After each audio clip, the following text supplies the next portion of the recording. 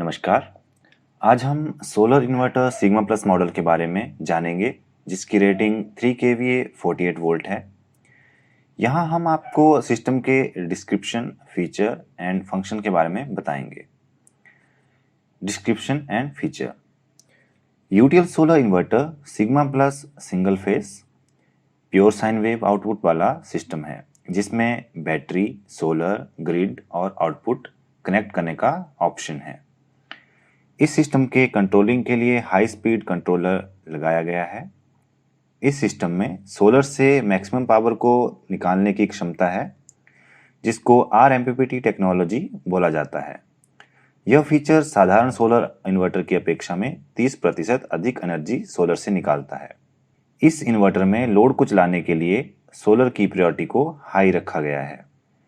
इस इन्वर्टर में सिस्टम में उपस्थित सभी पैरामीटर को देखने के लिए 4 लाइन की डिजिटल LCD और सिस्टम के रिक्वायरमेंट के अनुसार सेटिंग को चेंज करने के लिए पुश स्विच और ऑपरेशन स्टेटस के लिए LEDs दी गई हैं, जिसको हम आसानी से समझ सकते हैं और आप ऑपरेट भी कर सकते हैं।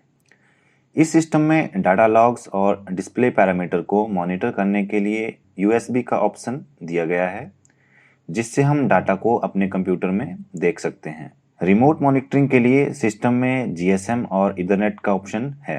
यह सिस्टम किसी भी तरह की बैटरी को सपोर्ट करता है। इसके लिए बैटरी के चार्जिंग पैरामीटर लो कट और हाई कट सेट करने के लिए ऑप्शन है, जो आपको डिस्प्ले से सेट किया जा सकता है। यह सिस्टम किसी भी तरह के सेल वाले पैनल से बने स्ट्रिंग को सपोर्ट करता है। इसके लिए सिस्टम में सोलर की ऑपरेटिंग VOC रेंज काफ़ी अधिक रखा गया है। इसके साथ इलेक्ट्रिसिटी के बिल को कम करने के लिए सिस्टम में सिस्टम रेटिंग के बराबर सोलर पैनल कनेक्ट कर सकते हैं 3 किलोवाट तक। ऐसे लोड जिनका सर्ज करंट काफ़ी ज़्यादा होता है, तो इसको चलाने के लिए ऑटो ओवरलोड कैपेसिटी रेंज दिया गया है। सेंसिटिव लोड को चलाने के लिए सिस्टम में फास्ट चेंज ओवर का फीचर दिया गया है। इसके साथ IT लोड एनेबल डिसेबल का भी ऑप्शन दिया गया है, जिसमें हम ग्रिड के डिफरेंट वोल्टेज रेंज को सेट कर सकते हैं। इलेक्ट्रिसिटी बिल को रिड्यूस करने के लिए सिस्टम में ग्रिड चार्जर एनेबल डिसेबल का ऑप्शन दिया गया है। सिस्टम में बैटरी पावर की सेविंग के लिए नो लोड शटडाउन फीचर दिया गया है। इस सिस्टम में ग्रिड और जेनसेट दोनों का ऑप्शन है, जिसमें जेनसेट मोड में वोल्टेज और फ्रिक्वेंसी रेंज को ज़्यादा रखा गया है। अब हम सिस्टम के मोड के बारे में बात करते हैं। इस सिस्टम को 3 प्रकार के मोड में इस्तेमाल किया जा सकता है, जैसे PCU mode, smart mode, hybrid mode. PCU mode. PCU mode को महानगरीय क्षेत्र में उपयोग किया जाता है, जहां बिजली की उपस्थिति 16 घंटों से ज़्यादा होती है। इस मोड का उपयोग मेंस को कम से कम उपयोग में लाना होता है, ताकि बिजली के बढ़ते हुए बिल को कम किया जा सके। इस प्रक्रिया में सबसे पहले प्राथमिकता हम सोलर को, फिर बैटरी को और अंत में ग्रिड को देंगे। Smart mode. स्मार्ट मोड को अर्ध शहरी क्षेत्र में उपयोग किया जाता है, जहां बिजली की उपस्थिति 8 घंटों से 16 घंटों के बीच रहती है। ऐसे केस में सोलर और ग्रिड दोनों को ही यूज किया जाता है, ताकि बैटरी को संपूर्ण से चार्ज रखा जा सके। इस प्रक्रिया में सबसे पहले प्राथमिकता हम सोलर को, फिर ग्रिड को और अंत में बैटरी को देंगे। Hybrid mode. हाइब्रिड मोड को ग्रामीण इलाकों में यूज किया जाता है, जहां बिजली की उपस्थिति 8 घंटों से भी कम होती है। ऐसे इलाकों में हमें बैटरी को चार्ज रखना होता है, जिसके लिए हमें ग्रिड का उपयोग ज़्यादा से ज़्यादा करना होता है। इस प्रक्रिया में सबसे पहले प्राथमिकता हम ग्रिड को, फिर सोलर को और अंत में बैटरी को देंगे। सिग्मा प्लस सोलर इन्वर्टर कैसे काम करता है?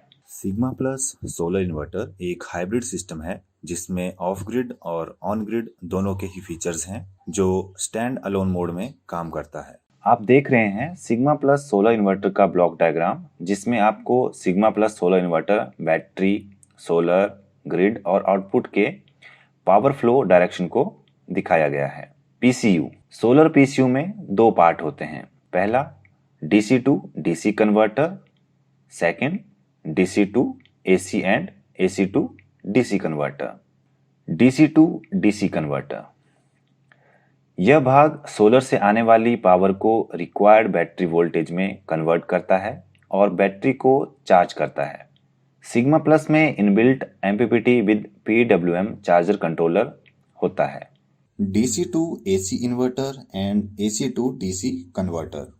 यह भाग सोलर और बैटरी से मिल रही डीसी पावर को एसी पावर में बदलता है और हमारे घर का लोड चलाता है।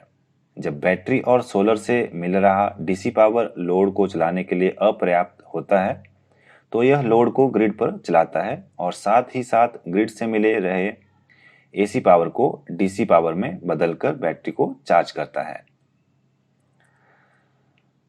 अब हम आपको डिस्प्ले के बारे में बताएंगे। Display switch and port. Reset switch. इस स्विच का यूज सिस्टम को स्लीपिंग मोड से एक्टिव मोड में लाने के लिए और इन्वर्टर को ऑन ऑफ करने के लिए किया जाता है। इसके लिए स्विच को एक बार प्रेस करना होता है। अप की। इस स्विच का विंडो या किसी सेटिंग को स्क्रॉल करने के लिए किया जाता है। डाउन की। इस स्विच को विंडो या किसी सेटिंग को स्क्रॉल डाउन करने के लिए किया जाता है। बैक या होल्ड की। इस स्विच को डिस्प्ले के किसी विंडो को होल्ड करने के लिए और विंडो से बैक आने के लिए किया जाता है। सेव और एंटर की। इस स्विच का यूज किसी भी सेटिंग विंडो में एंटर करने के लिए या किसी भी सेटिंग को सेव करने के लिए किया जाता है। जैसे ही आप किसी सेटिंग को सेव करते हैं इन्वर्टर रीसेट हो जाता है और एक बार बीप की आवाज आती है। यूएसबी।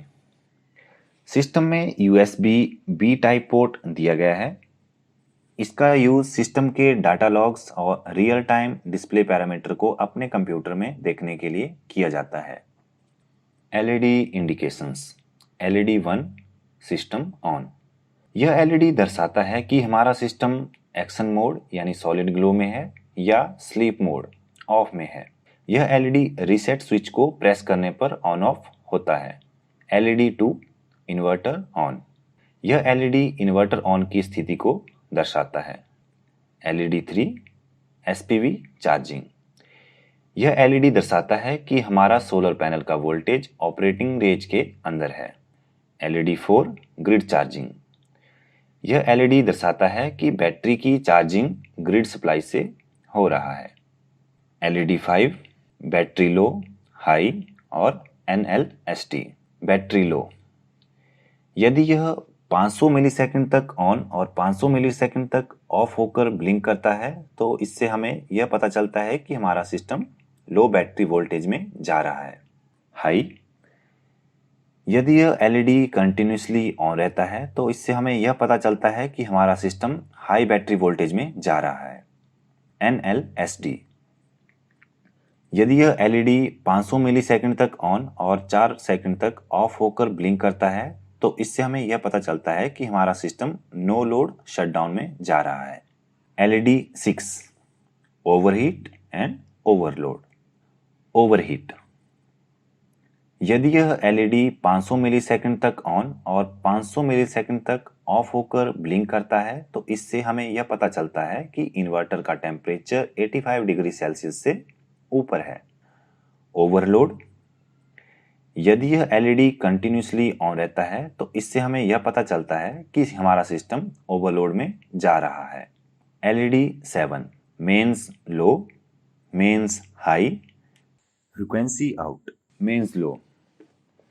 यदि यह एलईडी 500 मिलीसेकंड तक ऑन और 500 मिलीसेकंड तक ऑफ होकर ब्लिंक करता है तो इससे हमें यह पता चलता है कि मेंस का वोल्टेज ऑपरेटिंग रेंज से कम है। Mains high.